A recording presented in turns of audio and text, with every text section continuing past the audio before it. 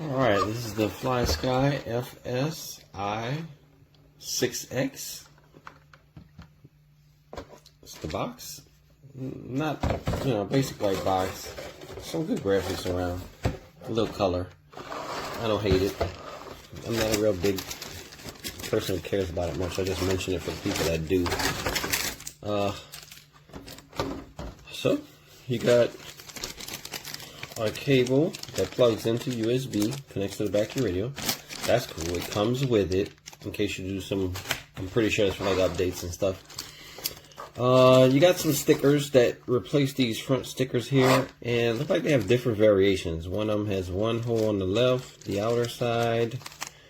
Let's see what you got here. Yep. One of them blanks it off completely in case you don't want shoulder switches. One of them is the inner holes, one of them is the outer holes, and in its current configuration you get in all holes, which I don't know why would anybody want to change that, but perhaps somebody does. Myself, even if I'm not using these positions, I'm not going to take them out and go through the trouble of removing the switches and whatnot, and I could just not hit them, unless this terribly bothers you because this one's in the way, or maybe because you want to use this one and that one's in the way. I can't imagine why, but anyway. Next topic. You got your included receivers. So this is a very cool feature that most of the time radios come by themselves, the higher end radios, which this is, a budget radio, but I needed a backup radio, so this is it. And the fact that it comes with a receiver is a good thing. And I haven't priced the receivers yet myself, but I know I don't really need a Big 10 like this. I know I can probably get one fairly inexpensive, probably less than 20 bucks. So don't quote me on that or anything. But anyway, I know they're going to be inexpensive. And I probably have a couple of extras laying around for maybe certain airplanes I'll fly with it. Just put some use to the radio, and then as a backup. So that's that. Quick start guide for the Hawksworks F450 quick start guide. Okay, it's probably just to tell you how to get this receiver set up. Yeah, it's got a lot of setup stuff. So this, I don't know why it's specific to that Hawksworks thing, but anyway, a drone, which I'm not going to use it for drones. I'm going to use this. Well, I do have one drone, but I'm going to use this for fixed wing aircraft. Quick start guide. It isn't very long, so, and not a whole lot of writing in some half pages, so probably not the worst setup situation.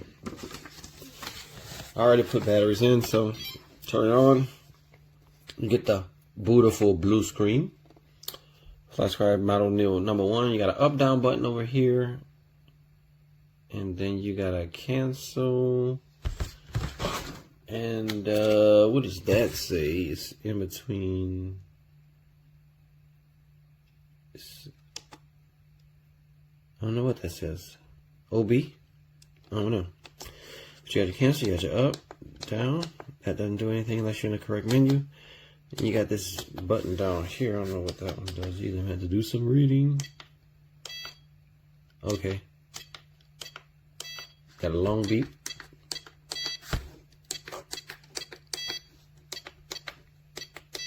Alright, got your switches.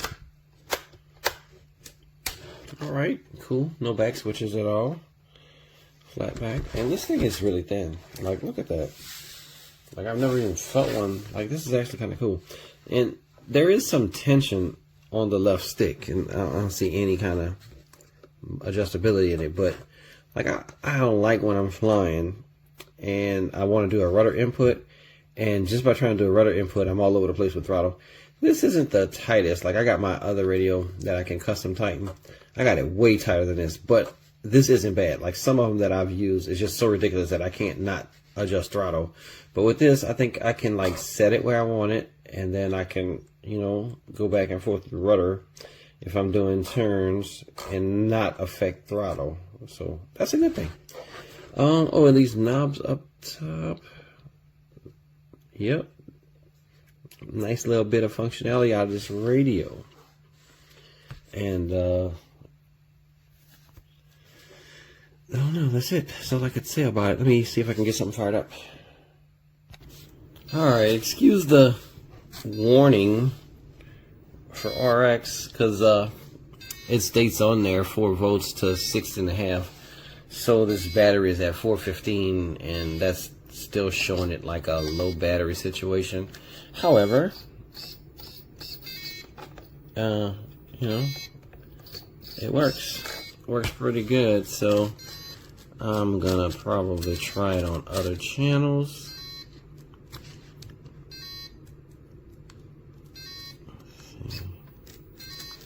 Let's see what this does. Alright, so that's gonna be throttle channel. Alright, it's really waking out now. Giving you all kinds of warnings in case you're flying.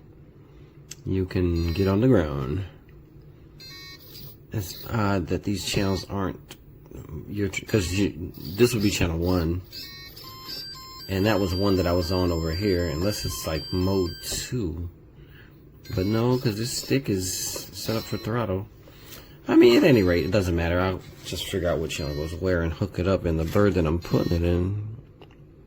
So not terribly important. Alright, I'm in a different channel. Let's see what this does.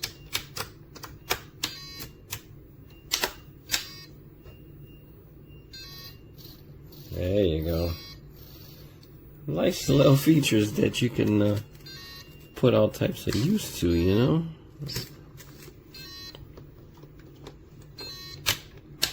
Probably the other one. Yep.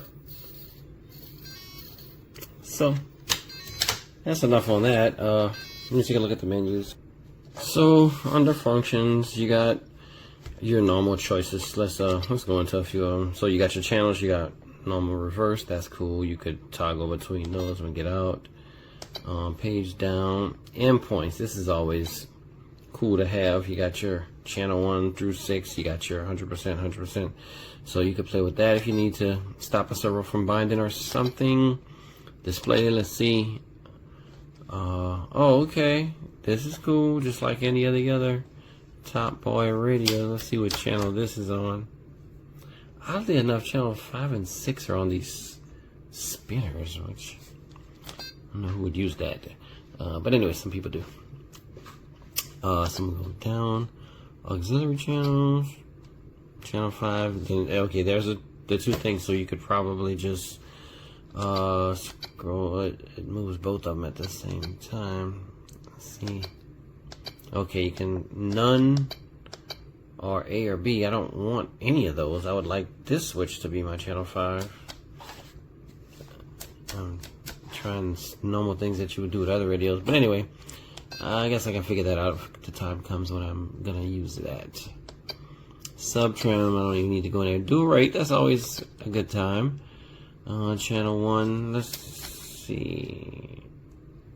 That's weird because it should be channel 1. I don't know. Anyway, I don't want to waste too much time on it. It's something that I'd have to figure out. Throttle curve, let's see how that's usually fun. Yeah, look at that. You can adjust pretty easily of where you want the throttle curve to be. For certain things like drag racing, you might want to, you know, change it anyway. Don't want to elaborate on that. Mixes, let's see what this looks like. Mixes off, master slave, position positive, negative, yeah, some offset settings. Yep, fun stuff there. Ailerons, I don't know what that does. Yep. Alright, V-tail, I'm gonna pass that. Assign switches. Up, down, okay. I have no clue how to do this one, because normally, yeah, I can't do anything. If I press this, it'll go backwards. So apparently you can assign some switches. I just can't figure out how to do it yet. So anyway, moving right along. Throttle hold, that's always a good time. Throttle hold is off. Alright, on. Alright, then I guess 50% value. I have to see what that does on a model. I won't fool it too much right now. So yep, that's everything. Back out of it. So that's system functions. If we go to the switch button, then okay, model select. Model name, model type. Okay, so you can model type. Okay, my button is a little janky. That's what it is. All right, yeah, you can kind of, yeah. Doesn't see drone on there, but anyway. Cancel, model copy, model reset, receiver setup, standard RF battery. Let's see. All right, in, down, RF battery. You can change that beeping that I was dealing with. External sensor. Yeah, I don't know. I don't know about that stuff. Feel safe. Feel safe. Yeah, you could set that up for something in case you get run out of juice or something. Usually a fail safe is a good thing. I just don't know about the sensor list. I don't know what that is. TX. Oh, it's just transmitter sensor. Back. Choose sensors. Okay, speed, distance. Okay, that's if you want to slow down things like flaps. Rotation, length, speed sensor. Yep. ASL, pressure, output. This just look like other iBus. I've seen an iBus written there. I don't know what it means though. But back to the main screen. So yeah, it's got some functionality, and I think I can make do if my main radio were to go out. And that's the main purpose of this. I want to pop it in the airplane though and give it the old try. If I come up with any negatives, I will definitely list them. But this is a very decent build quality, it's decent product all around. I don't see any negatives thus far, and it worked right outside the box with the receiver. Didn't need to bind or anything, so that's actually unusual and cool. That's all I gotta say about it. Oh, you get the bind plug with it. Of course, that charge cable I mentioned earlier. And that is about it. The two manuals, which they don't really cover even how to get into those menus I just was in. It's very odd. So, that's it.